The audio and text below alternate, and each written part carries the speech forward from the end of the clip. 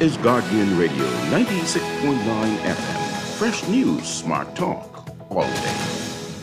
Views and opinions of the hosts and guests are their own and do not necessarily reflect the position of the management and staff of Guardian Network. The aftermath of every social revolution brings about change. Cultural norms and landmarks shift as our minds and hearts expand beyond the familiar. To everything, there is a season and a time to every purpose in the land of the living. This is our time to renew, revive, and restore the hope lost to the busyness of life.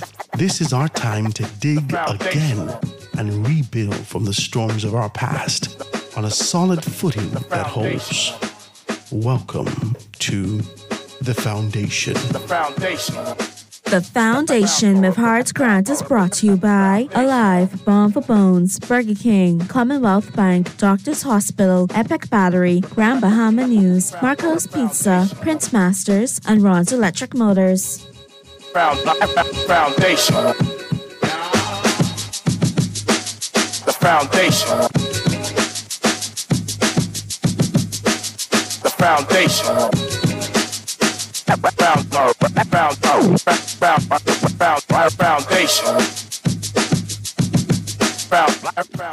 Good afternoon, ladies and gentlemen. 96.9 FM radio. Howard Grant in your company.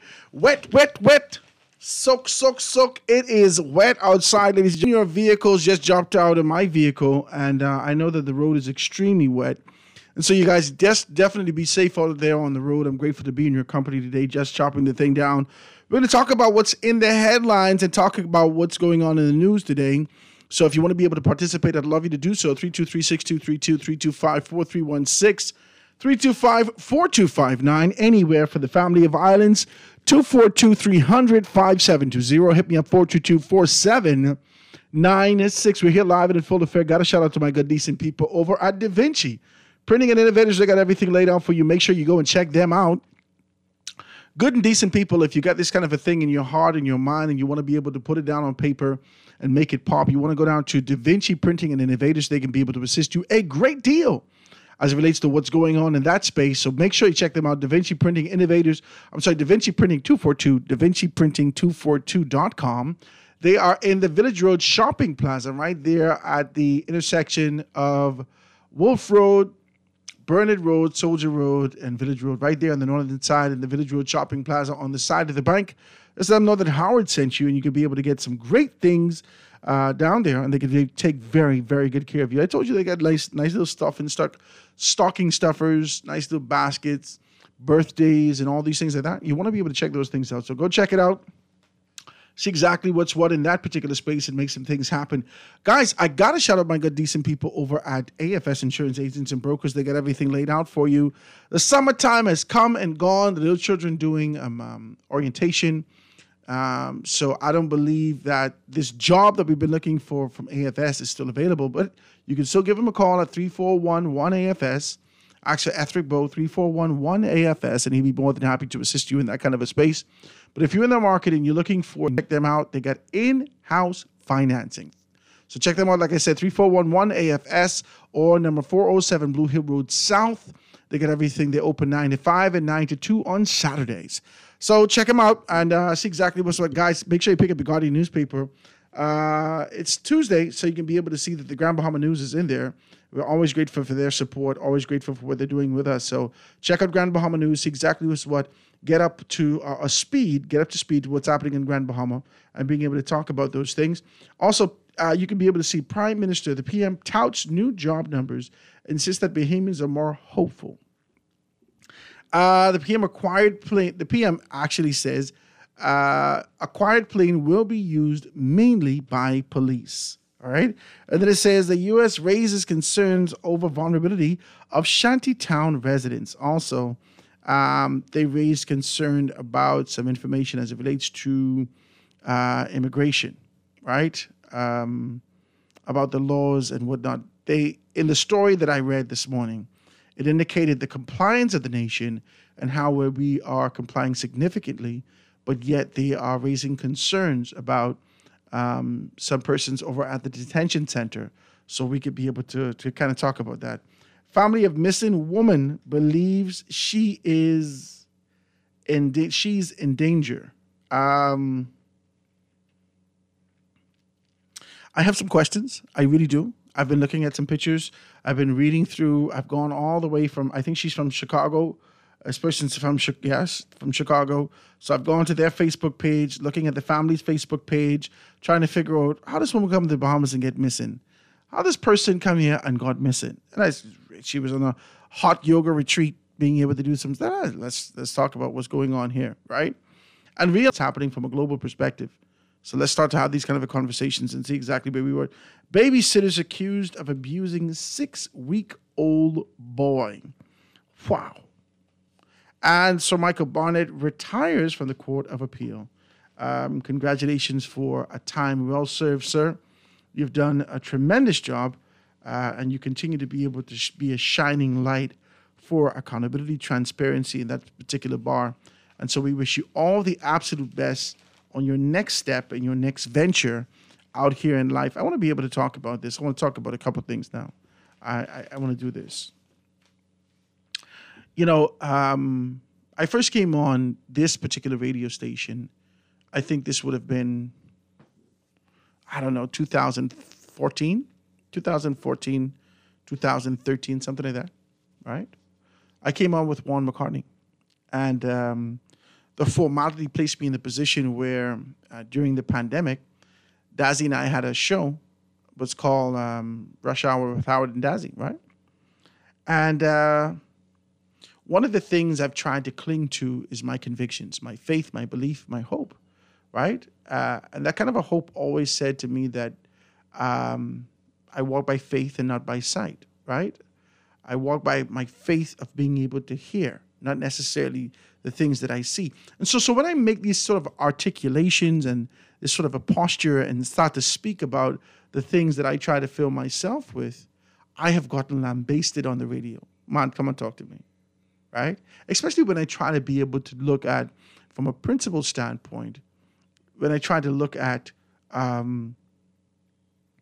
politics, and I try to measure to see whether or not there's conviction and faith that resides at the bottom. Now, y'all fight me significantly with this. You fight me, but despite your fighting and pushing and saying to me there's no space for this, that this is not truly a Christian country, we are lying to ourselves how the preamble only speaks to these things, only mentions these things, but not necessarily states that we are Christian. We didn't go through all these conversations. We went through all of these things. And even when I have this kind of an idea that I cling steadfast to the hope, right? My pessimism, right? Relentlessly being able to see the glass as half full and saying that this is my hope for tomorrow, man, you'll chop me right up. Or tell me how there ain't no space for no hope. That these are measured positions, and you execute this with science and a sound strategy to be able to get to the objective. There's no hope. You don't need to hope. You need to work. You need to execute it accordingly. As I continue to be able to read about the Prime Minister and his posture, I recognize that there is a degree of faith here. And there is, in his position, I don't know whether or not he's made a sort of a bold articulation. Yeah, he's spoken in church, but I don't know whether or not there's been a sort of a bold articulation that this particular tenure, his time in the seat of power, he's accompanied divinity in his particular space. I haven't heard that. I haven't heard him. I know that there is always sort of a ritualistic and religious approach to being able to acknowledge church and state and those particular entities having its place. However, there has never been, over the course of the leaderships, that maybe save Lyndon Pindlin at the onset. Over the course of the various leaders, there has not been a definitive, strengthened, articulated posture and position to say that we are putting God first in this cabinet. We haven't heard that. And so we cling to this concept and idea that we still wait for your fruits. We still wait to know you by your fruits. But this prime minister has taken on a different posture. His hopefulness, and I don't know whether or not it reads the same way for you.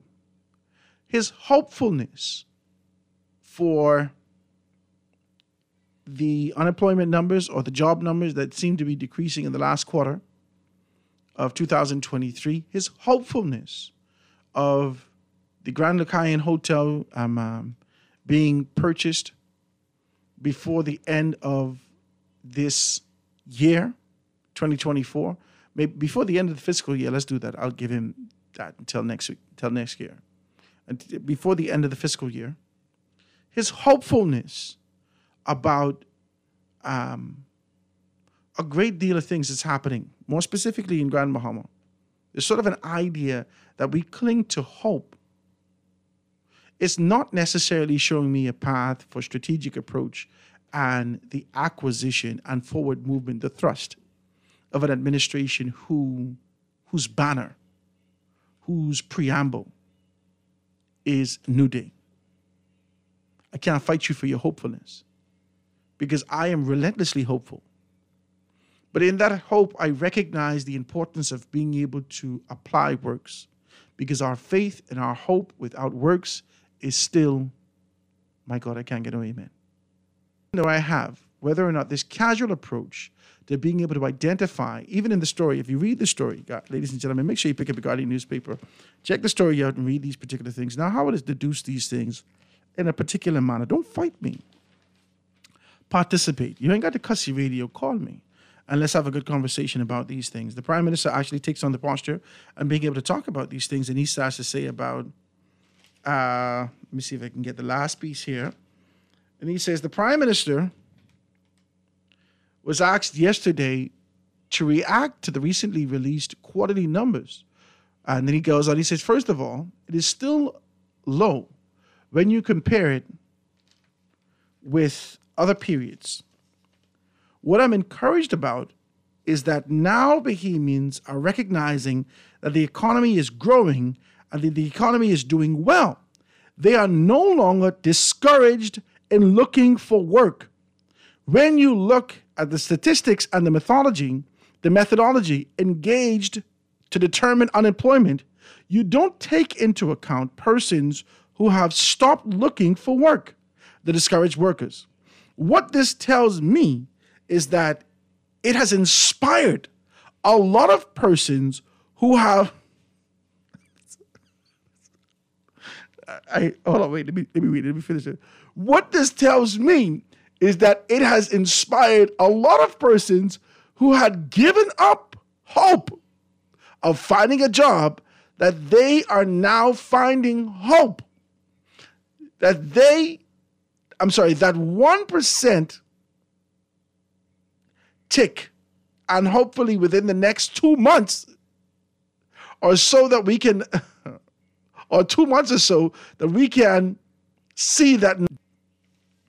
I just wanted to read that for you, just a little taste. I don't know if it's cringeworthy, but it's definitely, you can't read this without your eyebrows fluctuating almost to your hairline, right? As I'm looking at this, and I see sometimes politicians take certain liberties, right? Their familiarity with words and their access, especially their strategic position, sometimes they take liberties in being able to say these things. And sometimes I believe that they read back their words and say, well, I maybe shouldn't have said that, right? Politicians the world over, they take liberties, especially when you become familiar, when your popularity is not necessarily on the, is not on the fence. He's still strong in a position or so. So he's taken on this kind of a position to say that this actually speaks to the hope that people see in society. That the question I have for you is whether or not you see that hope. Whether or not your optimism has placed you in the position that we are doing so well as a people, as a nation, that we are doing so well right now, that people are running in, that the opportunities are overflowing. and our cup runneth over into the saucer. Man, come on, just talk to me. Come on. Let me know whether or not the opportunities are in the overflow and that persons almost, this is kind of the posture, the 20-some thousand persons, which represent about 10% of the 200 and some thousand, 200 and some thousand persons who are currently unemployed, whether or not this can be interpreted that because they don't want work, because there's opportunities here, and those persons who are eager for it for a very long time recognize that it's available now and they're running into it. It has given them inspiration and hope. This is wild. I just want to be decent. As I have this kind of a conversation with you, I want you to participate. 323-6232, 325-4316, 325-4259, anywhere from the family of islands, 242-300-5720. Hit me up, 422-4796. Quick commercial break. Ladies and gentlemen, be right back after this. Foundation. The best athletes in the Bahamas will be on display at the B3A's Kids Athletics Invitational Junior and Senior National Championships, June 26 to 28 at the original Thomas A. Robinson Track and Field Stadium. Stephen Gardner, Devin Charlton, Shawnee Miller-Wevo, and so many more. The juniors are vying for the opportunity to represent the Bahamas at the World Under-20 Championships, and the seniors are gunning to qualify for the Paris Olympic Games, which are fast approaching, and our athletes are looking to get on the road to Paris. The meet gets underway at 4 p.m. on Wednesday, June 26th, and Thursday, June 27th, and at 5 p.m. on Friday, June 28th. Gates open at 3 p.m. daily, and tickets can be purchased for as low as $20 at the original Thomas A. Robinson Track and Field Stadium. The B3A's Kids Athletics Invitational Junior and Senior National Championships, June 26 to 28 at the original Thomas A. Robinson Stadium. You don't want to miss this one.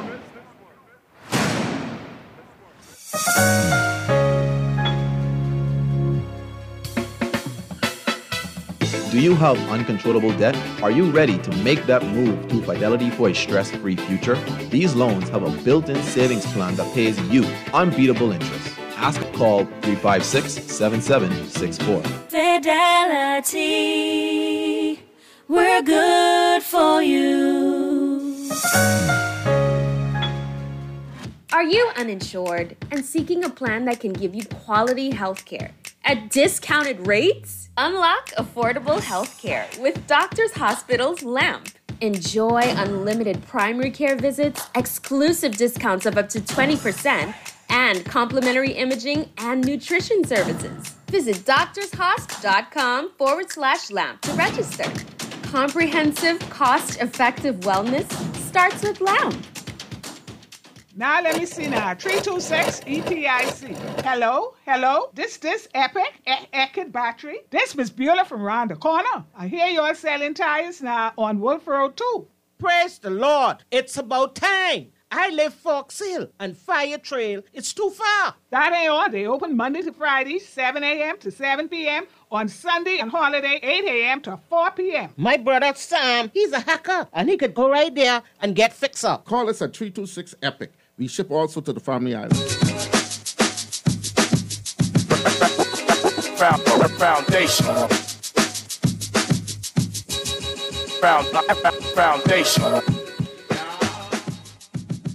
And we are back, ladies and gentlemen, 96.9 FM radio. Howard Grant in your company, the Foundation. It is a beautiful day. Grateful to be in your company. Guys, we're here live and in full effect. The lines are wide open. Participate in it. If you are kind of stuck out there, you can't go nowhere, you're sitting in the line, you're going through these things, traffic is going slow, or you decided to kind of pull on the side and you're moving nowhere, just give me a call, 323-6232, 325-4316, 325-4259, anywhere from the family of 520. Hit me up, 422-4796. On the text, the Prime Minister indicates that he insists that Bahamians are more hopeful. Are you more hopeful? That's what I'm saying. And hope to do what? Where are you more hopeful? As you continue to be able to cling to your stamps on a week-to-week basis and being able to identify those things, recognizing that maybe you don't have the paper to put it on, but you're putting it on any paper. You made it a family event. Now you're sitting down, being able to piece these things together. You're giving light jokes at the cash register as you go down to the supermarket. You sure today ain't Sunday? And you know that it's Wednesday. You need to stop, right? I do the same thing. I assure you, I do the exact same thing, right?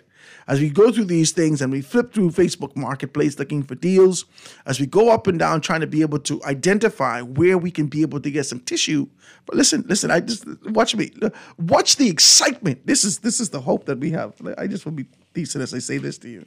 This is the excitement that we have. Those rolls which come from Sam's Club that we normally see for around $40, $45, right? I saw it for $35 the other day. I get so excited I couldn't take it. Me and my wife were shopping. I said, how much is this? She said, $35. What? Me and her look at each other with awe. We couldn't believe it. You would think we find something big. $10 save, my God. $5 in some areas. This was a deal. I had to buy it. I buy the tissue. For no other reason that in my mind, somewhere in the back there, I'd saving some money. That's the hope I had. I hope to run up on a deal today. That the same things, the rhythm of the things that we've gotten, this kind of a nature and how we move about, I'm hoping to God that we can do these things. Superwash also, at one point when I first moved here to Nassau, about 14 years ago, Superwash offered you an opportunity late in the night. And they gave you like 25% off or 25 cents off or something like that. I can't remember exactly what it was. But late in the night, after midnight, you could go to Superwash, wash your clothes at a reduced rate. My brother wake up when I was staying at him for like a couple of days. He wake up in the middle of the night with 5 sacks of clothes. I said, where you get? He said, I'm going to wash clothes. I said, at midnight, sir? He said, yeah, man, save a couple dollars. That's the hope. The hope of allowing your car to ride around all day, coughing on fumes, just to be able to wait for midnight to go by Roco. Same place. We live in the same place, right? So you can be able to get a reduced rate. I think it's 25 cents less per gallon. This was years ago. This is the hope that continues to exist in Nassau. The hope that another hotel comes in very quickly. The hope that the rhythm of the things that have happened forever continues to be able to happen and we could change an environment. The hope that if we do things the same way that we'll get a different result. That's the hope. That is the hope of insanity. Somebody talk to me. That's the hope of insanity. And that's why faith without works is still dead. And that is why we're still sitting in this kind of a posture, having a conversation about where we need to be and where we can go and how we could get there.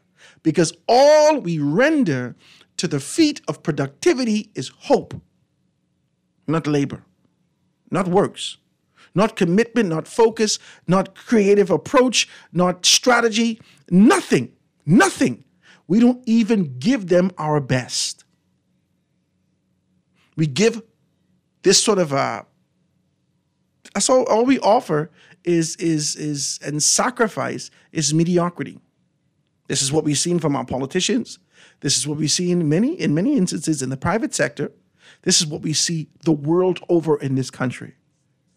But yet we're hopeful. Hopeful for what?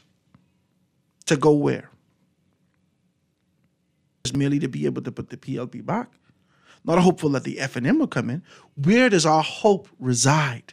Where does the core of our strength as a people that we continue to be able to cling to in the midst of a storm to say that we're resilient as a people because we survived? Where does that hope come from? What do we now do with this unbridled, raw potential? What we can do with this? We can't just keep putting it to political organizations to put your cousin in. And this one who can get something to hope to give you something. Let's have a very clear conversation, ladies and gentlemen. I'd like to know some things from you. Are you yourself hopeful? Let me take a caller on the line. Caller, go ahead. Hey, good afternoon, Mr. Grant. How you doing? I'm good, man. What's happening with you? Everything all right, you know, Mr. Grant. Mr. Grant, I believe the Prime Minister trying to hypnotize us, man. You know. You think this David Blaine? That's what he wants us to think. He wants us to think that everything is on the up and up or whatever the case may be. And I totally agree with you, Mr. Grant, when you were talking about how hoping this and hoping that, what about the creativity, etc. If there's anybody who's supposed to be hoping, it's the public, not the ones with the power to make you know, that kind of way. And I've been saying for years how our leaders come on, and when they're interviewed, they speak as if they are civilians. They speak as if like they one of us. Like they don't have the power to make the decision. You know what I mean? To make these things happen. You understand where I'm coming from? And that's very disturbing, because I always used to say too that one word that you would always hear a politician use is optimistic. Mm-hmm. You know, optimistic, but they never, you know, say, well, why are you optimistic, or show, you know what I mean, like what makes you feel as if something is going to change, you know, and I feel as if we need to get to a point where we really see them for what for what they are, and that what they really are is nothing but a hindrance to progress. Mm. You know what I mean? And that's been proven, Howard, from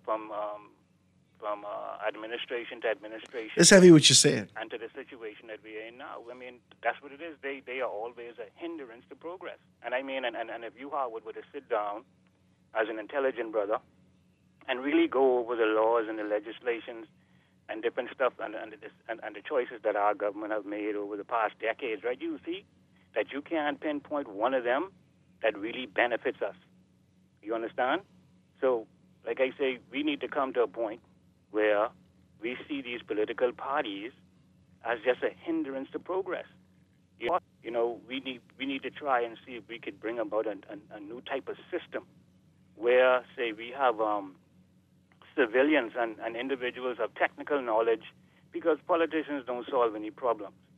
You know, and that's why I get bothered when they talk about, oh, the politician can't do all these things one time. I mean, you know, these things that we're talking about should be as simple as a phone call to fix a problem, because if you have a problem, the politician isn't going to be the one who's going to come and personally fix it for you. Mm. You know, you understand where I'm coming from? All he has to do is make a phone call, you know, the kind of way. So what I'm saying is that we need to come up with a new system on how, you know, we have intelligent individuals here. And I mean, if we are truly about the best interest of the country, right, then there ain't no reason why we can't get together and make those type of decisions that bring about those things. And notice that the political parties, if they were really about our best interests, sincerely, then they'd be able to sit down and then reconcile, and we wouldn't even really have two parties. But their job is to do exactly what they're doing, to play a theater, to keep us in a stupefied sense of thinking, that we soak up anything they say like sponges, right? And tell you paying attention to. Wow. But like I say, we need to get together, and like I said, what we need to do is probably form a group of individuals, Howard, of technical individuals of expertise, and individuals of different fields of learning, and come together and let's have some kind of board, man. And even if we leave the political system in place, right, let's have this board of individuals, right, be like an ombudsman, not one individual, but like a council of individuals who hold each other to account. We could hold each other to account. Yeah, who are given some type of real authority. I like this. Right, but see, the individuals on this post, there are no benefits for you being there. You understand? Mm-hmm. Because it's not something that you're going to have to do 24/7, for one. But it is to discourage any type of corruption that can occur even within this entity that you are trying to form. You understand? Everybody who come into this thing, you don't come into this thing looking for what you could put in your pocket, but you come into this thing for what you can give out, what you can contribute to the betterment of the nation, and you are there to be like a judge over the people who act as if they're above the law. Mm-hmm. You know? So like I say, man, Howard, I mean, and Because the system of government that we have right now is not the type of system of governance that always existed on the earth. So we don't have to stick with it. If you understand where I'm coming from, especially if it's not working for us, we can look around and we can investigate and we can come together. But we're gonna have to put egos aside, Howard. We're gonna have to accept the ideas of individuals who we may see as being less than us. You understand where I'm coming from? Mm-hmm. This is a type of maturity that we're going to have to graduate to if we want to make the country a better place. Like I say, man, Howard, these political parties, all they are is a hindrance to progress, or should I say a hindrance to the better life of the people, because they are progressing to what they are progressing to. So you can't say they are not progressive, because what they have a plan. They're following some type of They got their agenda, yeah. Yeah, so you can't say they're not progressing. But what I'm saying is that in terms of progressing toward a better life for the public, like what they are there to serve and what they are there to do, they're not doing that. So we need to put an end to this nonsense, man, Howard. I mean, really and truly, you're a very intelligent brother. Like I say, Howard, I listen to you, from as much as I can, and Thank you, man. And I know that Howard, if you sit down and really think about it, man, you got to suck your teeth and say, something. Enough is enough, man. But if you think about it too hard, you might give up. You say, man, the hell with this, because you ain't not going to change. All you got to do is look at Jim Children. How you give up? No, I can't give up. For God's sake. I might be Jonah. I don't want to go to Nineveh. I don't want to go to Hagen. Listen to me. You understand? See, you need to understand how is this the type of system that takes advantage of the public, like how they doing now, that you want to pass on to your children? No, man. I appreciate your telephone call, my brother. I do appreciate this. It was a mouthful. You've actually poured your heart out and talk about those things. I like that. I want to talk about some stuff now. And as we talk about this, let me see if I can read a text for you. So it says, Howard. Now, keep in mind, these are texts. So it says, Howard, BPL always off. The roads are flooded. There's no answer no one answers the registrar, the DIR, which is the Inland Revenue, business licenses. I work 2 jobs and barely afford my house and school fees. Every day, these increase taxes, increase fines, but no enforcement to correct the procedures. Police harassing women. My God, this is out on bail. Foreign investors get pushed through quickly. Bahamians wait 6 months for real property tax receipt. Airbnbs keep out island like a Luther. I suppose that's our. Airbnbs keep our islands like a Luther alive, yet they're taxed instead of incentivized. I'm not hopeful. This country is going down the drain. That's a text. This is the next text. I want to read this next text. Howard, it says, listening to the radio every day, if you don't live here, you'd think that the country is falling to the ground. Look like all some talk show host do is talk about the negative, but skip past the positive things, what is happening. There seem chronic callers calling every show and every day complaining. You can't listen to the same callers complaining, thinking that that's the whole country and that's what the whole country is feeling. Okay, so when we start to talk about numbers, numerically, when we start to identify these things, when the Prime Minister is talking about a 9.9% position as it relates to unemployment in the country right now, when it starts to talk about those numbers have improved significantly over the last quarter of last year, those numbers don't just reflect one portion or a niche sector of society. That is the Bahamas. That is the labor force of the Bahamas. The labor force which is interlocked significantly to the economy. Let's just shoot straight. It's almost working in tandem with the economic growth and development. If you're seeing increased in labor and people making money, then you should be able to see that currency moving to the economy and things happening in the country. And all I'm asking you, whether or not the increase that we've seen in this particular sector is reflected in what we're seeing in our economy. That's the question that I have.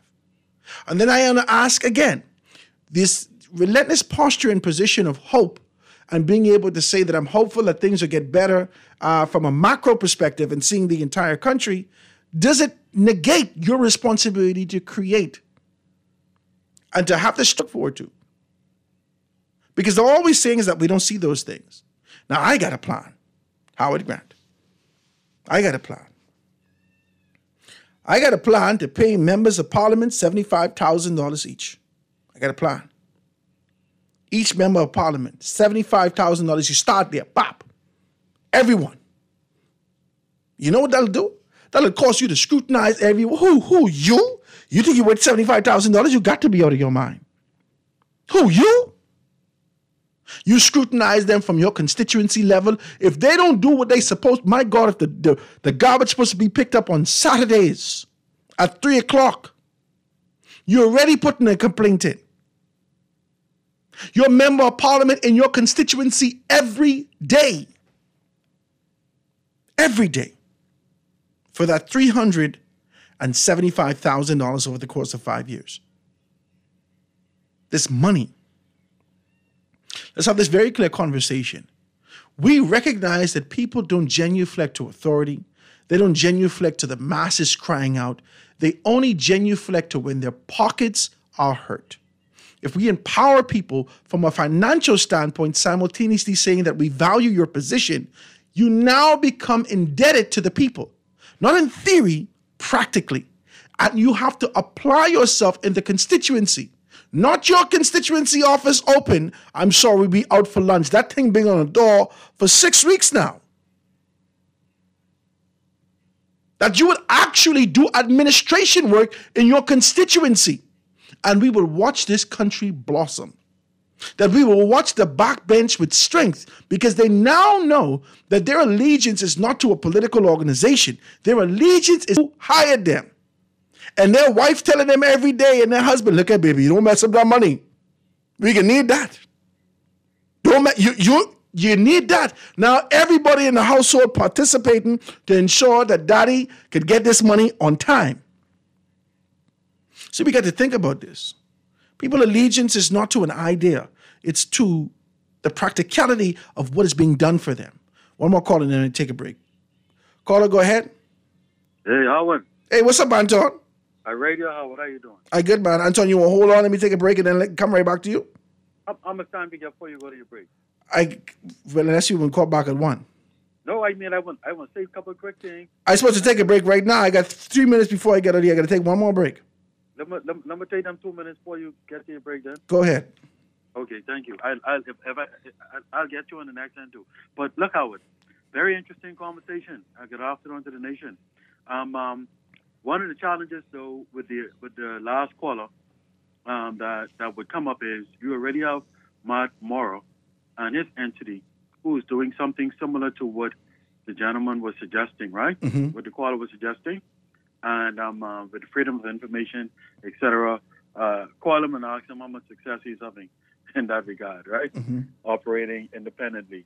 It would have to be an institution, Howard, that is welcomed by the government. By when I say the government, I mean opposition and government, and is allowed to perform their duties because we have had committees formed by the previous administration to deal with finance, where they weren't even being instituted to conduct their duties as was the law, right, Howard? And so, that's only to give you an example of challenges that you could experience in that regard. But looking at what you were talking about last, and I'll pick you up on the next side of the conversation, Gospel Life, Howard, an opportunity. In terms of pay for politicians, what you have said, I agree with everything. You are completely correct. But what it would also do, Howard, it would help to better ensure politicians don't see a need to try and keep behemoths at the bottom of their feet. You hear what I'm saying, Howard? Mm-hmm. It would encourage and better stimulate. There's another side to that need, though. There's another side to that need, that politicians don't see a need to get sticky fingers. Talk to me. Well, we got to go there, too. Okay, talk to me. That's why when I will join you on You're the making next $75,000. You should be straight. I will join you on the next side of that break so we can expand on this conversation and one or two other points that I would like to make regarding immigration, which is another critical topic in the country. But Howard, I believe that we paid better, but at the same time, Howard, the expectations, the performance, the support system and everything has to be in place. That's a recommendation that I made as well as a part of at least 100 policy reforms and law reforms that I think we could look at as a government in You wouldn't even look at these jokey fellas who come around here because $28,000 ain't nothing to talk about. $75,000. Everybody in the council look like, who, you? I don't get from around here, boy. $75,000?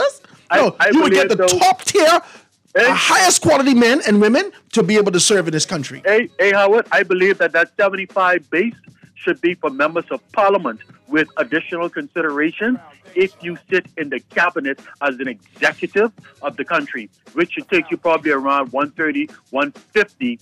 And I believe that the country could comfortably we could do that. If we have politicians and the government. If we see productivity, we ain't got no problem with that. And getting things done for the Bahamian people. But look here. I got to take this break. We got to go to break. I can catch you on the next side so we can finish this exciting conversation. All right, All right. Ladies and gentlemen, we're here live and in full effect. We ain't able to talk about these things like this. This is where we're going to be able to. No, we're going to talk doom and gloom. We're going to talk about creative aspects of being able to show that there's accountability. How do we do that? People don't care about you being able to give them accolades and you got the best Johnny bread and you want to be able to bring them a loaf. They want money. And they will respond accordingly. Quick commercial break. Be right back after news. For fast, reliable, and impactful printing services, look no further. Let Printmasters bring your masterpiece to life. We stand by our quality products that is second to none. Our affordable pricing and friendly, efficient staff makes Printmasters the ultimate choice for all your printing needs. We can deliver any type of printing services, from banners to booklets to business cards. You name it, we can. Let Printmasters bring your masterpiece to life. Located in the Nassau Guardian Building, telephone 302-2361.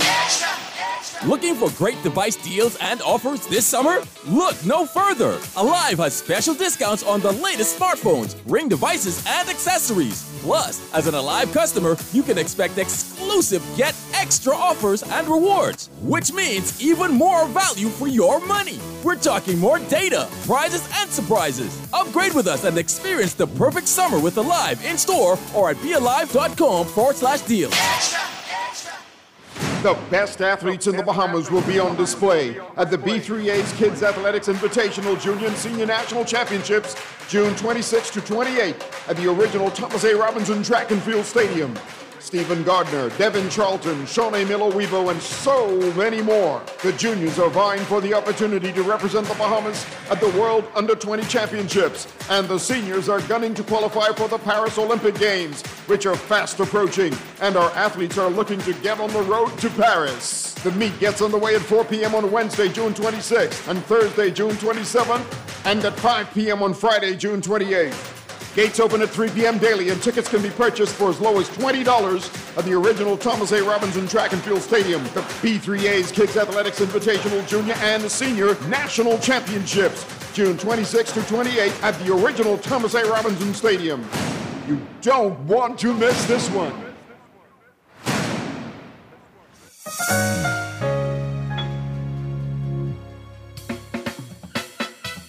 Do you have uncontrollable debt? Are you ready to make that move to Fidelity for a stress-free future? These loans have a built-in savings plan that pays you unbeatable interest. Ask about our debt consolidation loans today. Call 356-7764. Fidelity, we're good. The Grand Bahama News is available every Tuesday in the Nassau Guardian. You can buy your local paper at Freeport convenience stores, Western Bakery, De Gregory's Fine Foods, and Bellevue Gifts. Now is the time to reach your Grand Bahama market with affordable packages, including print and digital. Call GB News sales representative Kavandre at 822-6717 or message him on WhatsApp for ad rates. Classified ads are now available every Tuesday as well. Keep up with everything Grand Bahamian every Tuesday in the Nassau Guardian. Are you uninsured and seeking a plan that can give you quality health care at discounted rates? Unlock affordable health care with Doctors Hospital's LAMP. Enjoy unlimited primary care visits, exclusive discounts of up to 20%, and complimentary imaging and nutrition services. Visit doctorshosp.com/LAMP to register. Comprehensive, cost-effective wellness starts with LAMP. Now let me see now. 326 EPIC. Hello? This Epic Eckert battery. This Miss Beulah from round the corner. I hear you're selling tires now on Wolf Road too.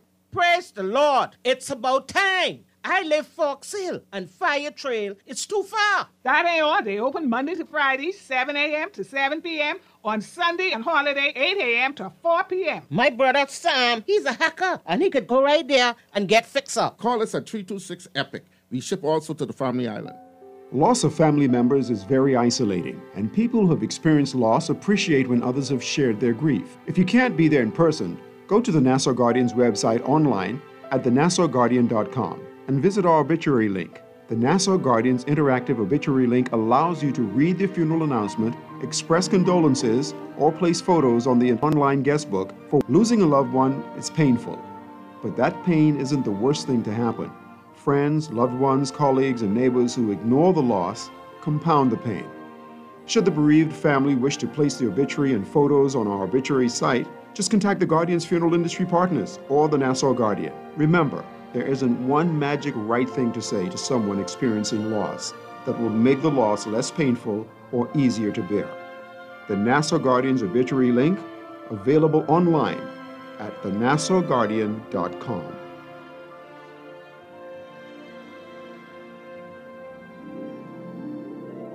This is Guardian Radio 96.9 FM, Nassau, Bahamas.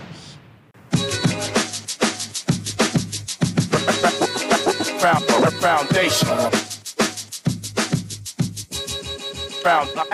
And we are back, ladies and gentlemen, 96.9 FM radio. Howard Grant in your company, the foundation. Beautiful day. It's raining outside. I don't know if it's still raining outside. I know it's extremely wet. Guys, be careful out there. Don't be speeding up. I don't know. I was coming here this morning, this guy on my tail. Sir, what are you doing? Why are you so close? Why are you so close to me? It's raining. You all know your tires ain't good. And your brakes wasn't good from that time. You got to pump it 6 times before it starts to slow down. You need to stop. You all need to stop. Put your car on the side of the road and wait till the road dry before you get on the road. Guys, be careful out there. If you're out there in the rain today, be as decent as possible as we're out here making these things happen. Guys, it's a beautiful day. We're just having conversation, man. We're talking about the Prime Minister's posture and position, talking about his hopefulness and whether or not the Bahamian people are now hopeful.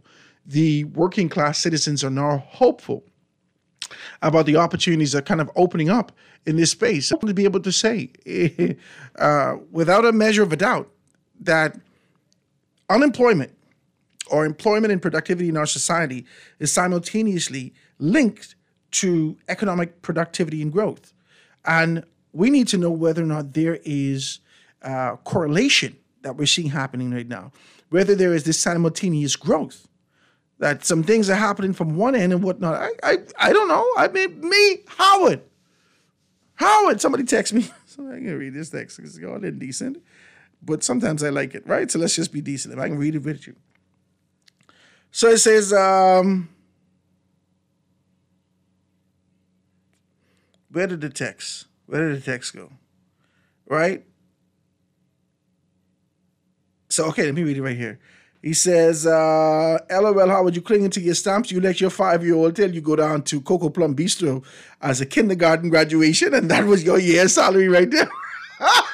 It's the text that's coming through, right? And then he says, I think that the minimum wage for the MP should be about $40,000. That's a decent salary, and you get the bonus based on your actual qualifications. Qualifications linked to some skill you need to demonstrate. The Public Policy Institution or the Public Policy Institute would be responsible for the certification. So even if you are the garbage man, you can get your $45,000, but anything above that is based on your proven ability to lead.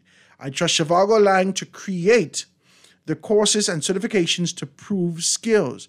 I don't want shiftless people sitting around getting $80,000 a year while oil leaks into the ocean under their noses. Now, let's be decent about this. The ocean doesn't matter if you make $75,000 a year or 358 or 38 million. That doesn't matter. You understand? Because we've seen BP, ExxonMobil, we've seen all these issues happen around the world with oil leaks, and their CEOs are making buku dollars. You just have to have the innovation and understanding how to be able to deal with this. Do you remember when the oil leak happened in the Gulf, right? And how we sat for weeks and saying, oh man, these guys can figure this out. They can figure this. I mean, just spewing in the Gulf. For weeks, we watched this happen until somebody came up with this sort of an idea to put a cap on it. And they eventually put a cap on it. See, it doesn't matter how much you're making. Who should be getting paid is the geniuses in the room.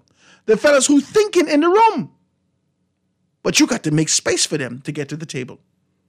You can't keep rejecting them because you recognize that their bright, shining star, their illumination, is dimming your position, this sort of a lackluster, lackadaisical approach to what you believe is leadership. And that has to be challenged. We have to challenge what these guys think about leadership. That needs to be challenged. And that challenge can't just be in your constituencies, shout things at communities. It has to be whether we're identifying the opportunities for people to be able to step into. What am I talking about? Okay, let's do this. I can be decent with this. I can take West Grand Bahama, my constituency, my family, my home. That's where I came from, West Grand Bahama and Bimini. The only time West Grand Bahama and Bimini for the past 20 years have really been able to see significant productivity is when Obie Wilchcombe was in position. Obie Wilchcombe did not use his relationship from a political standpoint just merely to be able to whisper sweet nothings into the ears of West Grand Bahamians. You know, I'm a politician. I'm in good positions with the PLP. Guys, I want to take care of you. That was a part of what he did, which was his responsibility as a politician. But what he did outside of that, he leveraged his position as a minister. He leveraged his position as a minister and forged significant relationships to ensure that they can be able to get some things to West Grand Bahama based upon Obie Wilchcombe's relationship. When you saw Gain Sumar come down here, when you saw some other things going, I can't remember this thing right there on the corner after you passed the Fishing Hole Road, this big conglomerate, I don't know what this big building was. I don't think they ever used it. But these big things came to West Grand Bahama as a result of the relationship that Obie Wilchcombe had. Guys, you have to leverage your relationship. You have to go to things like these conferences that's happening with the African thing that's happening the other day, right? The African XM thing that happened the other day. You have to go to conferences around the world to identify how you could do the proper meet and greet to make these things happen. You got to forge relationships. You got to be able to lean on your ambassadors. You got to have relationship with your ambassadors and say, these are some of the concepts that I have. I know that you're in a jurisdiction that people are doing these. You all don't work. I don't understand. I just do not understand your men. I don't understand. You all don't work. This is what lobbyists do every day. This is work. All this is just work. This is conversation. Hey, listen, I know that you're in jurisdiction of Washington State, and I wanted to be able to find out some more stuff about conservation and this, and this. Can you help me to do this, and this? Can you link me with this particular ambassador or this particular senator or this particular councilman who is working? What are you all doing? This is how relationships are forged. If you keep these things into the silo of the Bahamas, you can never understand how you incorporate these things from a global perspective. And that's why you wait until you get in government to believe that you could do something. But you are the same person when you become a politician that when you was agitating to get in there. You are the same person. How can I trust you to do anything? You didn't do it when you didn't have the opportunity. How would I be supposed to do that? Take your little piece of money and go to a conference. Take a little piece of money and strategically put yourself in a position where these people have to cross paths with you. You ain't doing that. You ain't doing that. Take your little piece of money, invite these people to your home. That's what you do. You have a good conversation with one of the persons who's responsible for being able to liaise between the government and to the hotel industry, which is Robert Sandy Sands. You say to Sandy, you say, hey, listen, I want to be able to bring some people over. Can you people accommodate me? He'll say, okay, this is the best time. We can be able to give you good things. These people are international. Come on, man. I don't understand. I just do not understand that if we live on this island and you could break bread with these people and you could call them and you could say, good boy, I remember when we was down here, you ain't using this to the advantage of the Bahamian people. That's how you become an absolutely undeniable politician. They can't do nothing with you whether you're in or you're out because you're straight. This is what you do with your relationships. You take them to right where you want them to be. You take them to the constituencies. That's whether or not you're in the Family Islands or whether or not you're in the city of Nassau. There are opportunities that exist here that people will be blind to unless you open their eyes to it. But you yourself have to open your eyes to it. You know why? Because you have to think about productivity. And it goes right back to the top of the conversation. People can't open their eyes and think about nothing when they're hungry. $28,000 is just enough to. And this is nothing disparaging to those persons who are making that. This is nothing disparaging to those particular things. The fact of the matter, these people have ascended to significant positions socially to even be recognized for this. They've been working hard to be recognized for an opportunity to be able to get into the House of Assembly. And now they're here, they can sit down quietly and take the $28,000. They're not. They're jockeying for a position to ensure that they can get on a board here, a board there. So your constituency is the furthest thing in their mind. They can deal with that in the last 6 months before election, 9 months if you're lucky. But if you pay them a solid salary that they can be able to stand on, that their wives are content with and comfortable with, that their children are being able to get some things taken care of, even if you make stipulations to say we will make sure that your children get some sort of government education, I don't know, whatever we have to do. But you got to pay the people better than this. You can't pay them $28,000. They got all this responsibility. So 6,000 people begging them for money every day, and then you mad at them when their childhood instincts of thieving come back. Come on, let's be decent. They didn't put that aside and then you put them in the back. Oh my God, my back against the wall now, Lord. Ain't nobody can see. And bang-a-lang, they're thieving again. Let's talk like this, 323-6232, 325-4316, 325-4259, anywhere for the family of violence, 242-300-5720, or hit me up, 422-4796. Call on the line with us live, go ahead. Good day, Howard. Hey, good day.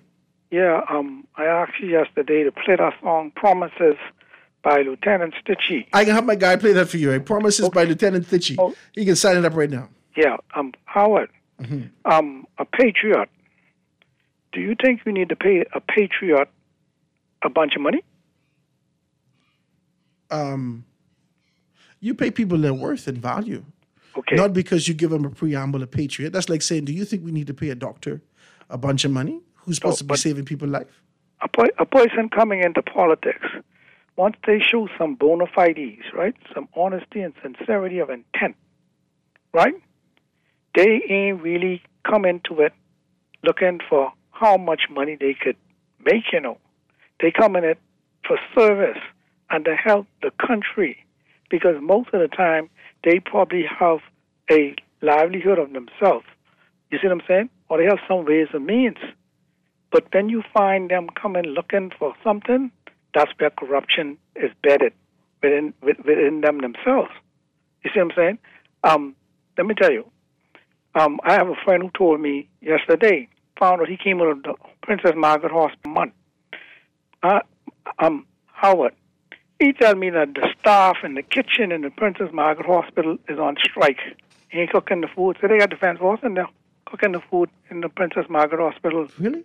But they're giving all these rosy pictures of who this and employment and how good it's carrying on. You see how deceitful they can be? I don't know if that's deceit, because the hospital has a union, and we haven't heard anything from the union. We've seen Kingsley in his particular capacity. We've seen those persons in those various areas agitating. So I don't know. He was a patient in the hospital for over a month, and he just called me to say, he was released the day before. He eat? He told me they are on strike, the staff, bad working condition, no air condition, and all of this. I just want to put it there so. I mean, me saying this now, there can be some follow-up, right? Because we flushed them out about the plane. Now the plane, right? You see how they come out with more than, that's 5 different stories and 5 different explanations, right? Mm-hmm. So now we can hear about Princess Margaret. Yeah, okay, listen to this. Mm-hmm.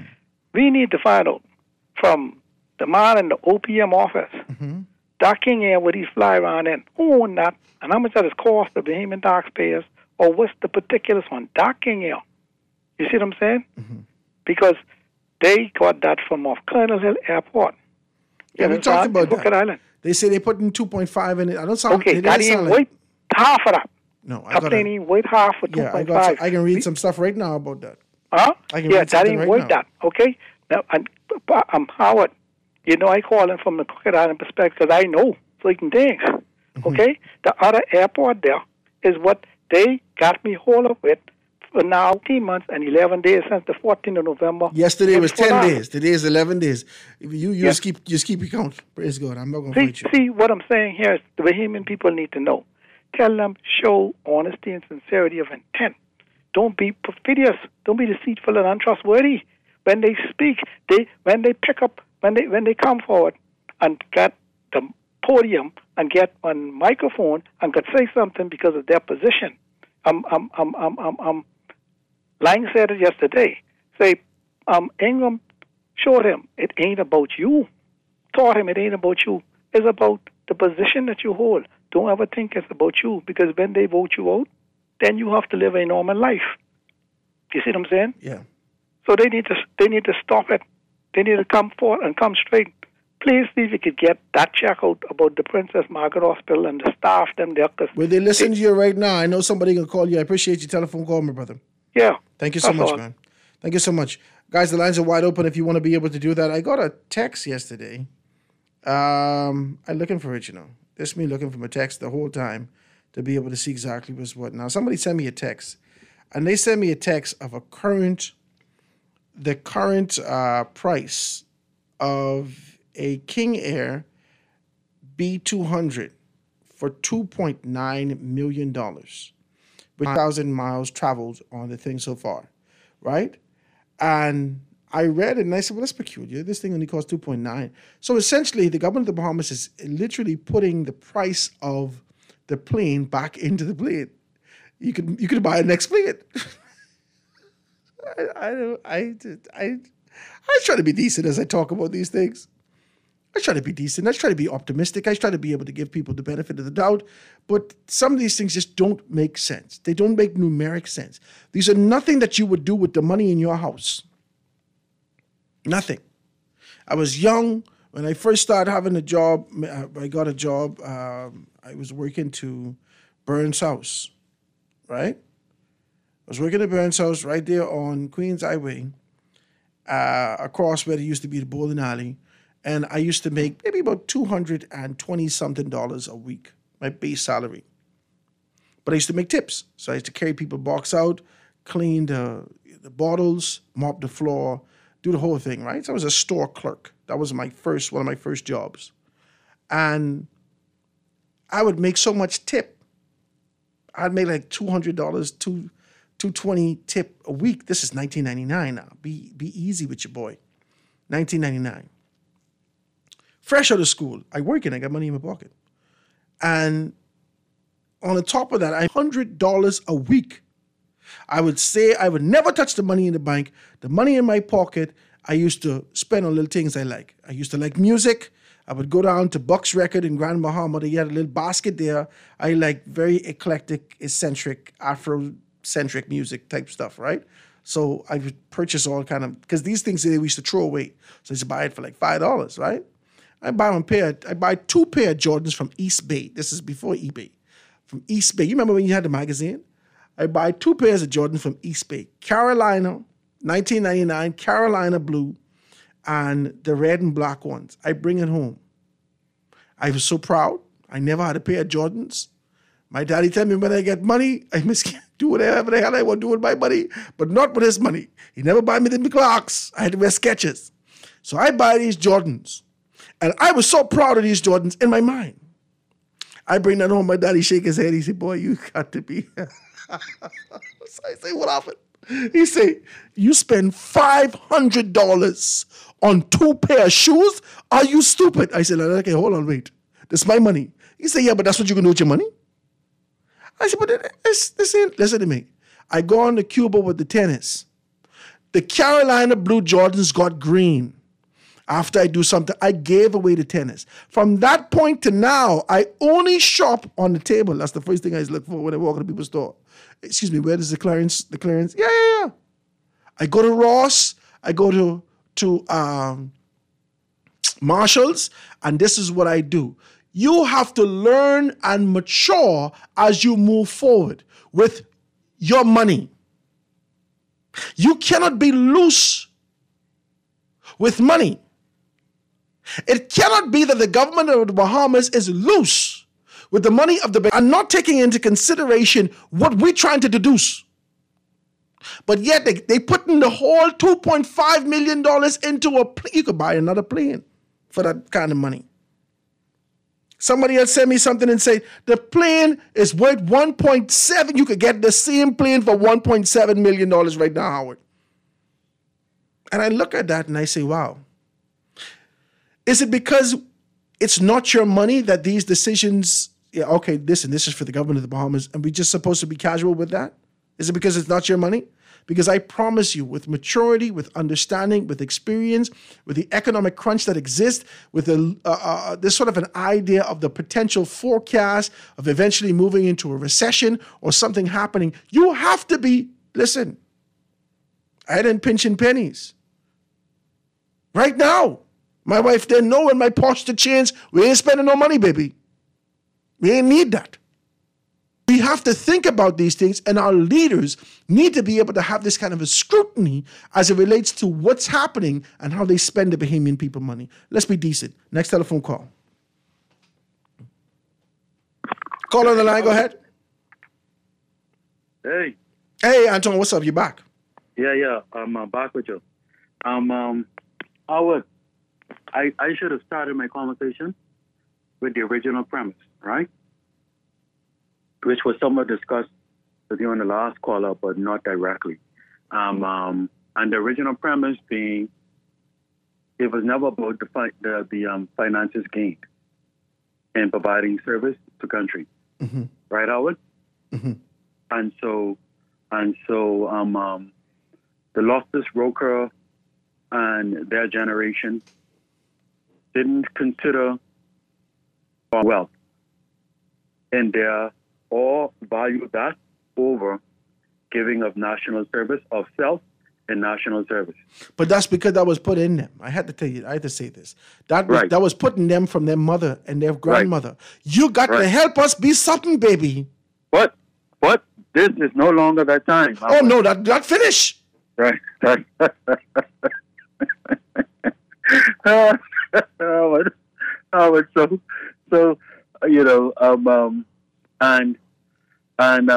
Lots of persons may not find themselves in a financially set, sound, or stable position enough to be able to fund them and their family as they give up themselves in national service.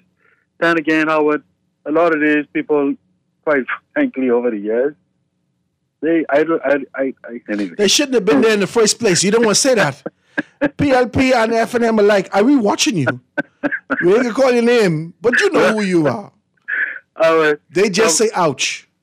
Some of the jokers inside the PLP already trying to I guess, start a rumor that Antoine is FNM now. So, I thought you know what? Say it again, Howard. No, I thought you'd be in something else about a voice note that's traveling around. What voice note, Howard? What voice note? You don't hear the voice note? No, I haven't heard it. I can send it to you. Never mind. Go ahead. I don't. You know. I told you I don't listen to the stuff. Well, listen when I send it to you. I can send it to you. All right. Well, I don't even know if I want you to send it to me. Praise God. We can discuss it if you wish now, but I have no interest otherwise. No, I ain't gonna bother. I don't get caught up in weed or with insects. Right, Howard? I understand what you're saying. Right. Over this conversation now, Howard. And so we're no longer in that era where persons, for the most part, can afford to sustain themselves and or their family, while, in its truest intent, giving of themselves in national service. Right. And so, with that being the reality of the day, I believe it's important, but Howard, because of how poorly politicians position agendas and present agendas, because of how bad a job they do in doing that, the people in the country cannot receive, will not receive, and is not interested in receiving that kind of information from politicians, Howard.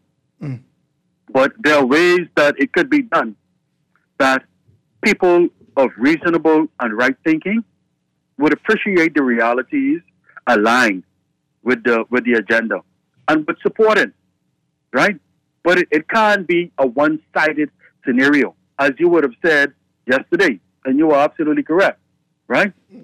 As you elevate people, or as you elevate them, they have a responsibility to elevate us, right, Howard? It can't just be one, or it shouldn't just be one-sided.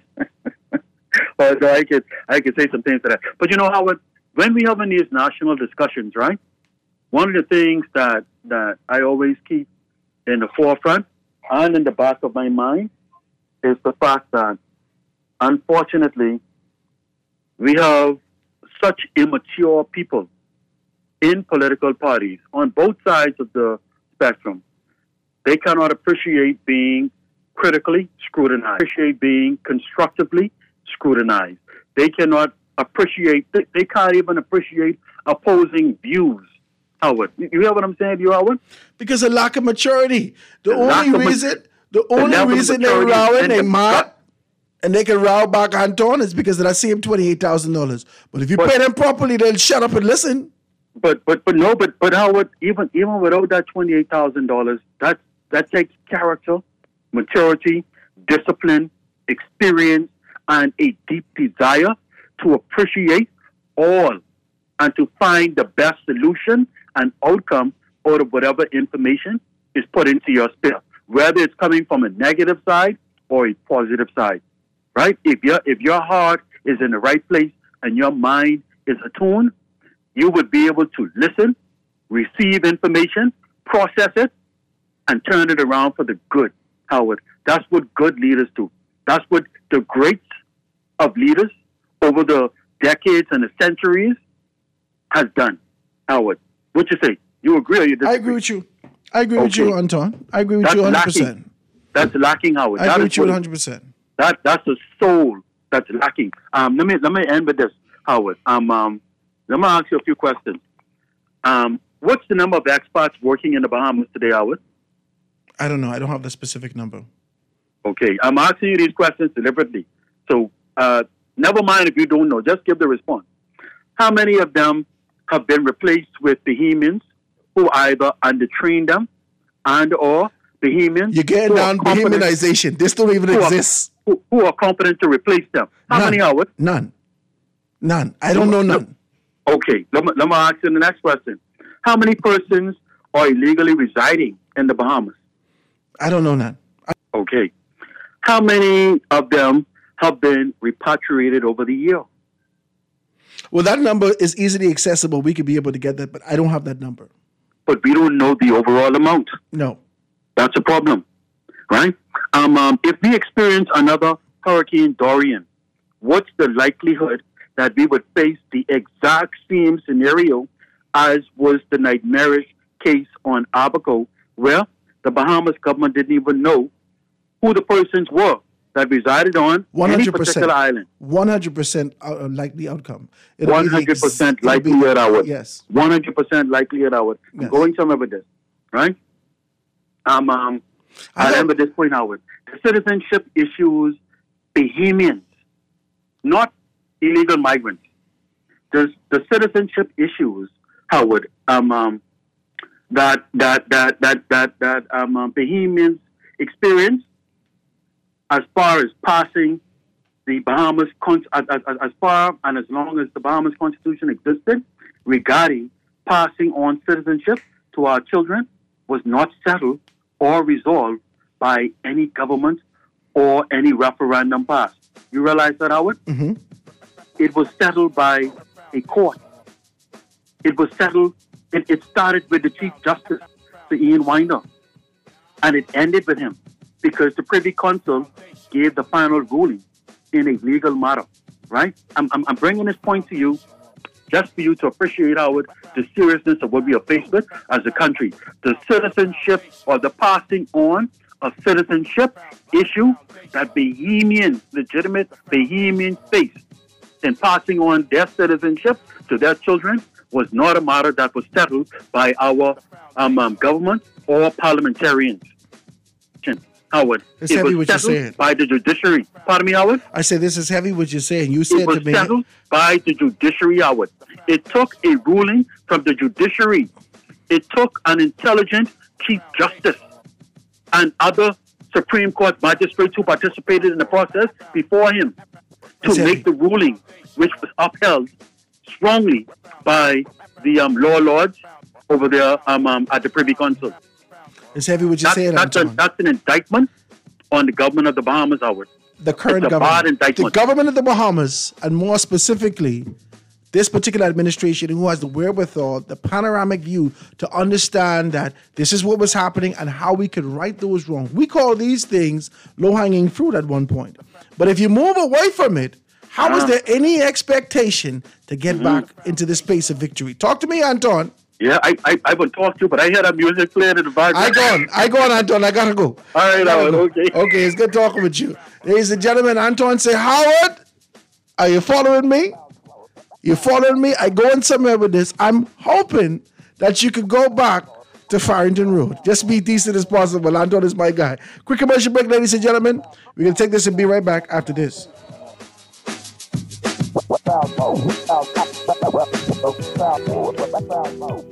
Stay informed with the Nassau Guardian, your news delivered. Are you tired of chasing down the latest news? Why not have it delivered right to your doorstep?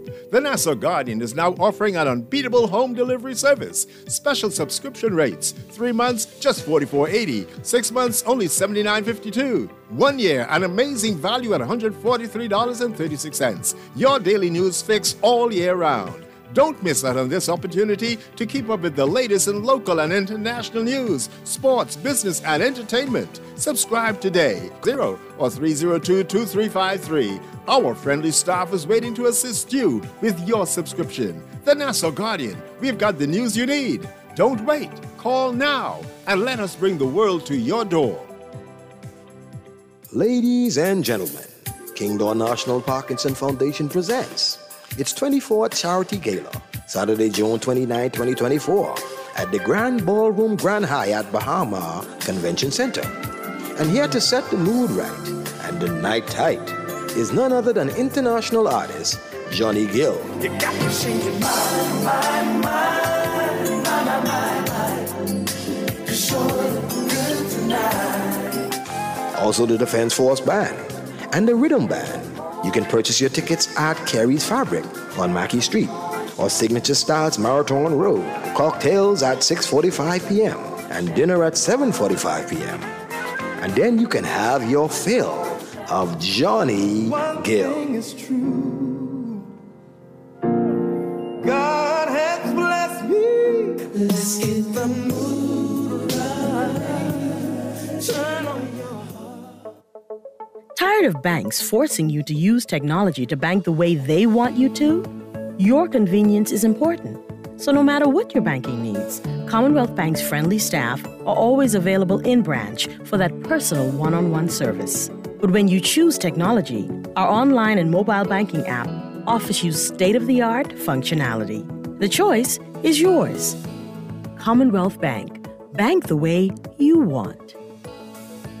What can make you happy and angry at the same time? The Angry Whopper and new Angry Chicken Sandwich at Burger King Nassau. It's time to get angry and take on the flavor sensation of BK's signature flame grilled beef, spicy jalapenos, bacon, classic, all the fixins you love. Or try the new Angry Chicken with the same delicious spicy ingredients on a crispy chicken breast patty. Take your taste buds to the next level with the Angry Whopper and Angry Chicken today. Only at Burger King Nassau. Doctors Hospital Specialist Clinic is where trusted and best care meets consistency and dedication. Let our expert specialists take you on a healthcare journey where warmth, compassion, and your well-being come first. From diagnosis to prescription, we are with you every step of the way, ensuring your peace of mind. Visit us today at Centerville Medical Center, Collins Avenue and 6th Terrace, and discover quality, compassionate healthcare at Doctors Hospital Specialist Clinic. The best athletes in the Bahamas will be on display at the B3A's Kids Athletics Invitational Junior and Senior National Championships, June 26 to 28 at the original Thomas A. Robinson Track and Field Stadium. Stephen Gardner, Devin Charlton, Shawnee Miller-Wevo, and so many more. The juniors are vying for the opportunity to represent the Bahamas at the World Under-20 Championships, and the seniors are gunning to qualify for the Paris Olympic Games, which are fast approaching, and our athletes are looking to get on the road to Paris. The meet gets underway at 4 p.m. on Wednesday, June 26th, and Thursday, June 27th, and at 5 p.m. on Friday, June 28th. Purchase for as low as $20 at the original Thomas A. Robinson Track and Field Stadium. The B3A's Kids Athletics Invitational Junior and Senior National Championships, June 26 to 28 at the original Thomas A. Robinson Stadium. You don't want to miss this one. This is Guardian Radio 96.9 FM. Fresh news, smart talk, all day.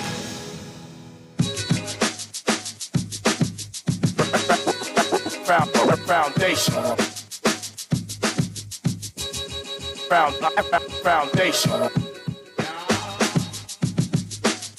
And we are back, ladies and gentlemen, 96.9 FM radio. Howard Grant and your company live and in full effect, being able to chop these things down and talking the way that we are, being able to talk about the accountability aspect of our community. I know that the Prime Minister has taken on this kind of a posture that he's extremely hopeful from these numbers decreasing in the last quarter of 2023. I'm hopeful that a lot of things would happen in the country. I see somebody cuss me out just now, say, I stupid, this stupid, my show stupid, the fellow who was before me stupid, all is stupid. I say all you should do is say, ouch, sir. If somebody step on your toe, you ain't got to say stupid. Just say, ouch. Talk to me. If we're talking in this particular manner about what's good for the Bahamian people, why are you cussing me? If I wasn't here and you was in your barber shop, this is your same thing. In your church, your pastor preaching the same thing. In the PLP caucus, they saying the exact same thing. Where are you? Where are you? Where are we in this country while we playing games? What the fella say? Playing crackhead games. This is too much. This is too much. Why are we playing these games as though we don't see? Because your man of business put you in a position where you could make a little scratch for yourself. Now everybody else stupid. But my God, you are not a camel, eh? You better eat all you can eat now. Because in due time and due season, in the event that there is a transition, you will be screaming the exact same thing and someone's going to say, you sound stupid. That's just the reciprocal, relentless nature of those sycophants from a political standpoint. That is what happens. Be decent, man. Let's see if we can be able to get to the heart of the matter and get to the heart of our politicians to make them to know that we want you to be accountable, that we want you to be creative, that we want you to be able to engage with the Bahamian people, that we want to be included in decisions that are making on our behalf. That's all this is. We are agitating for our members of, this is what Howard doing. This is what Howard doing. I am agitating for the members of parliament to get more money. You mad at me for that? I'm agitating that members of parliament strengthen themselves and their backs and not continue to be able to genuflect to the position of what the whip says within your organization. That is what I'm agitating for. I am saying give these people money and let them know their allegiance is to the Bahamian people and their constituents, to the people who voted for them, to the constituency that they represent. Not just a casual approach. I rise on the behalf of the very good people of this and that constituency. No. Not from the casual standpoint. But with clarity and strength, they could say, I rise on this behalf. I like what some people are texting me. I like the merit-based concept. I like some people to text me. Let me see if I can take the telephone call. Call on the line with us live. Go ahead. Hey, Howard. How you doing? I'm good, man. What's happening with you, Graham? I don't know. Couple things. You know, I prayed deep and hard this morning about what to say to you, but the first thing I think we need to do is you don't rise on nothing in the House of Assembly. When they enter, the Speaker should say, kindly disregard all speeches, throw them in the garbage can. You can keep your copious notes, as Obie Welshcombe told me. But if you don't know, in your copious notes, you've written down, talk about immigration. You've written down, talk about the flooding in Pinewood, if that's you're the MP from there. You've made your notes, talk about education in Pinewood, talk about XYZ in your constituency. Only copious notes, and they can fit in the palm of your hand. Not looking down and fumbling and stuttering and not able to read a set of numbers off of a speech someone else may have written for you. No. See, you shouldn't be in there if you can't think and articulate correctly from the floor, jumping up and speaking what the people sent you there to talk about, not what the speechwriter may have sent you there to talk about. And I'd like to address, this is the speed round. This round the world in 30 seconds. Anyone call you stupid, a big problem. I don't call people stupid, I don't call them foolish. If you walked up to me right now and said you were going to give me $100,000 a year, after I hug you, I'm going to say, please, go into the specific details on where the money comes from. And if you're going to give it to me in increments, in what size increments, we're going to get into some details on the statement you made. I'm not calling you stupid. You see what I'm saying, Howard? So if I said, let's fix the Bahamas, let's grow the economy, and let's make every Bahamian wealthy instead of just a few men and women that we've done in 50 years. You don't say, Graham, you're stupid and it can't happen. But I've had that happen to me for 25 years. I'm looking for the person that says, we should do this finally.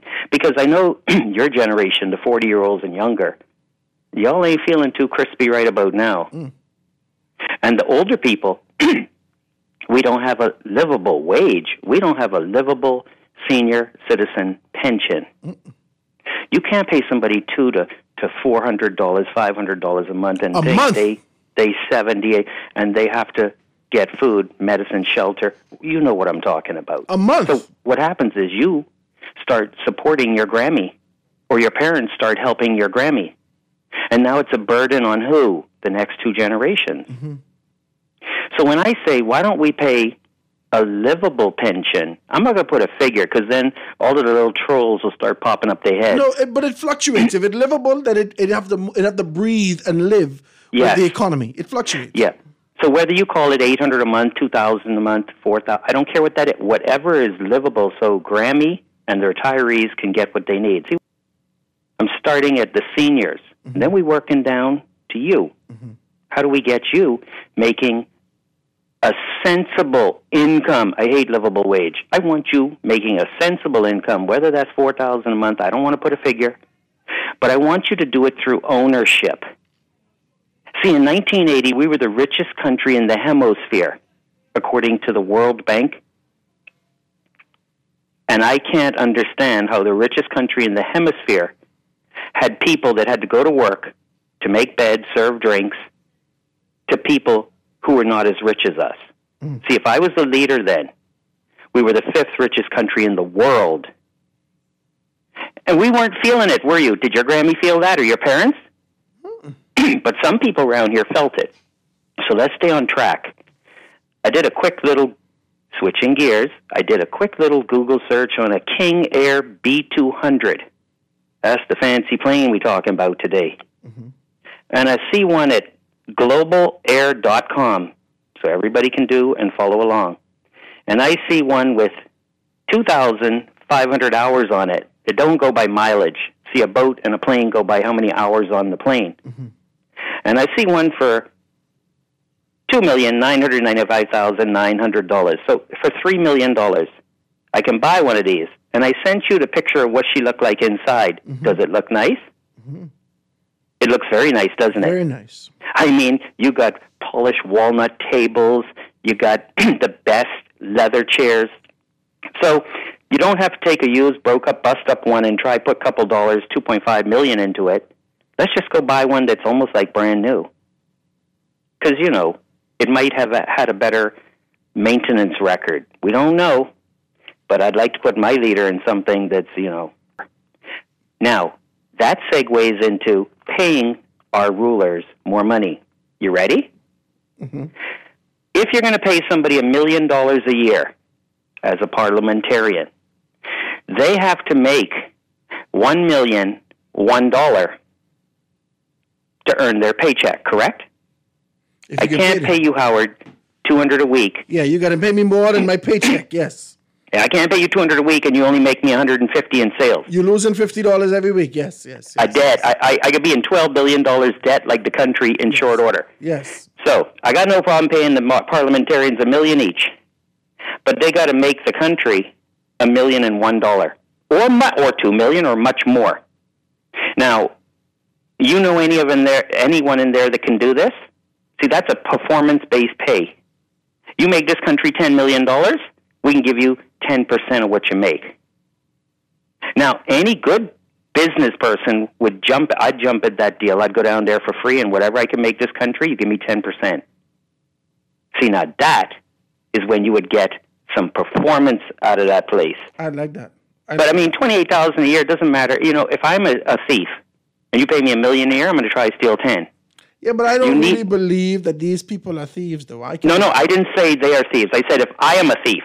Yeah, but that's what I'm saying. I don't believe that it's a natural nature for these people who call themselves honorable to move towards it. I believe that they justify it many times in their minds to say, all right, this is the requirement in my constituency. This is how much people begging me. This is what I need to do. Maybe I could shave this from here. I'll get an opportunity to put it back. And I think that that's where we are. Well, the biggest problem is why you got people in the constituency begging you today we're the third richest country in the hemisphere. What you mean? See the problem, Howard? We're not empowering our people. I heard anyone in the last 50 years tell me specifically how to empower our people. Look at C. Alan Johnson. He said, let's do 25,000 B&Bs in Freeport. By the way, that's income in the tourism industry for you from Grand Bahama. But what I've observed in 50 years, correct me if I'm wrong, we all politicians say, I'm going to fix Grand Bahama when I get in. When they get in, they say the port has full control. I can't do anything. Mm-hmm. So let me fix that. What about East and West Grand Bahama? You've had 50 years of control there. The port got no jurisdiction over those two areas. And why do they look like, come, let me fix you? So by your actions, you will know them. I want to hear anyone calling in, C. Alan especially, because the man he has very good ideas. But I want anyone to call in. I challenge any politician. I don't care who you are. You could be DNA, COI, whatever. Call in and tell me how you're going to empower the citizens in what time frame. Because the citizens need some power right now. And I like ownership better than servitude and working somewhere. What do you like? Well, and so what ownership have we given to our people? We actually took it away. If you look at Bimini and Abaco, they own the bed, the sheet, the pillow. They own the knife, the spoon, the fork, the table. They own tourism. They don't go and work in some big hotel or some big cruise boat.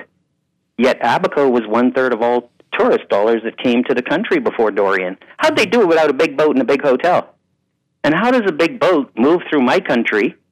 Do they pay the same business license that you would pay if you opened a business? Spanish Well's doing it right now. In fact, Spanish Of course we're doing it. They rejected this kind of an idea of bringing this big boat. We don't need that.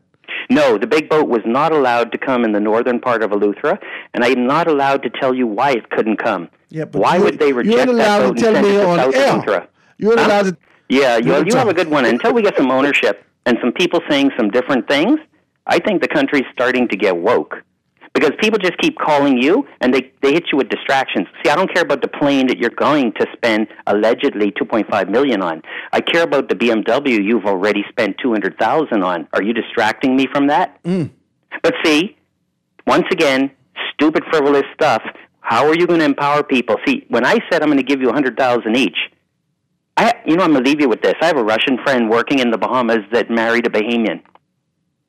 And she said, tell me about your country. I said, what do you mean?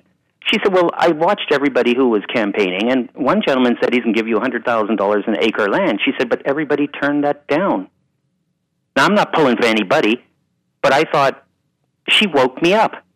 I said, before I called you stupid or it can't happen, come, young man, whoever you are, I don't care if you're yellow, red, green, build your case for what you just said, because if it's viable, I really got to think about you, because I've had 50 years, and C. Alan Johnson can testify, you didn't get one new hospital in Freeport or the capital. That's an indictment. And we didn't build one city. Howard Aglevia, where's the story of the talents?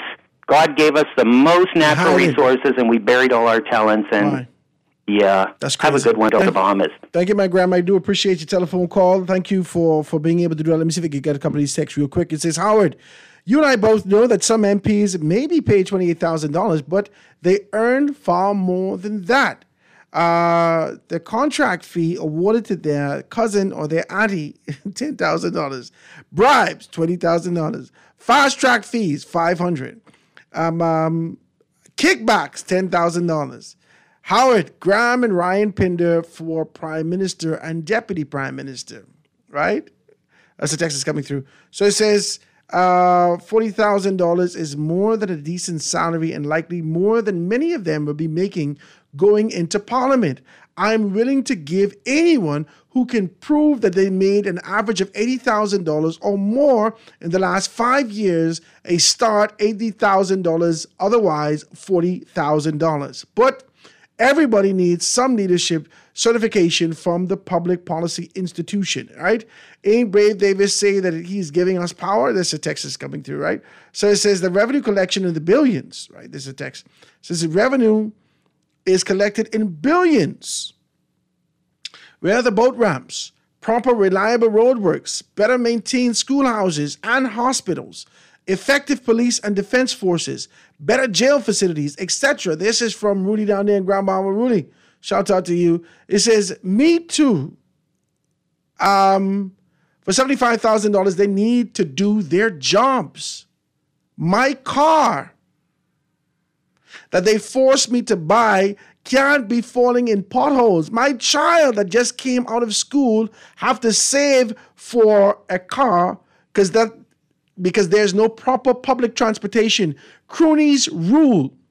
My daddy's generational land in Andrews can't get sorted because no land registry, because of a crooked politicians, gun trafficking running free, and rampant court systems clogged up. Fix some things first and earn your pay. There's a text that's coming through, right?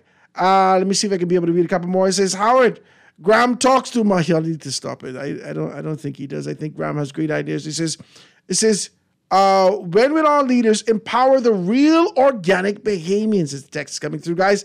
So it says, Howard, you are making sense. Are you spending money loose like a goose because it's not their money? Is it our money and we would like them to be responsible with it and how they spend it, right? We just have to hold them to account. It says, LOL, he needs to, they can commiserate together, right? It's like Antoine's voice note. You need to send Antoine that voice note because him and, I'm not going to read the rest of this, eh? I don't get in people's business. I try to be a decent man, right? Blessings, my brother Howard. Many folks are loving the way that you have been talking these last 2 days. This Monday and Tuesday radio listeners around New Providence are loving it. Your ratings are captured listeners. Captured listeners have shut up these last 2 days. Please keep talking the way that you're talking. Okay, I appreciate you, man. I do really do appreciate it. It's on my mind, it's on my heart, and I don't think that we can play with it anymore. I think politicians are coming out and they keep hitting us with the rhythm of yesteryear. They keep hitting us with the rhythm of being able to talk and give good talking points. I've recognized significantly elevated politicians are coming out and crafting narratives in our mind and telling us in one way or another, even if you see it, don't believe your eyes. Don't believe your eyes. These people is lie. They lying on us. Even if you see it, don't believe it. Believe what I say to you. That's what we're hearing. And this is all garbage. I just want to be as decent as possible as we say these things. I want to thank you guys for the opportunity to be able to do these things. Tomorrow, I can see if I get my guy in here so we can chop this thing down even further right here on The Foundation. It's 2 o'clock, guys. Have a beautiful day. Like I said, stay safe out there, Bahamian citizens. If you're driving around, all those persons on our road today, please stay safe. Don't slide into nobody's car. Don't text and drive. Don't drink and drive. Don't jive and drive. I'm going to see you tomorrow right here on 96.9 FM Radio, The Foundation with Howard Grant. Have a great day, guys. See you tomorrow. Foundation. Foundation. The foundation. The foundation.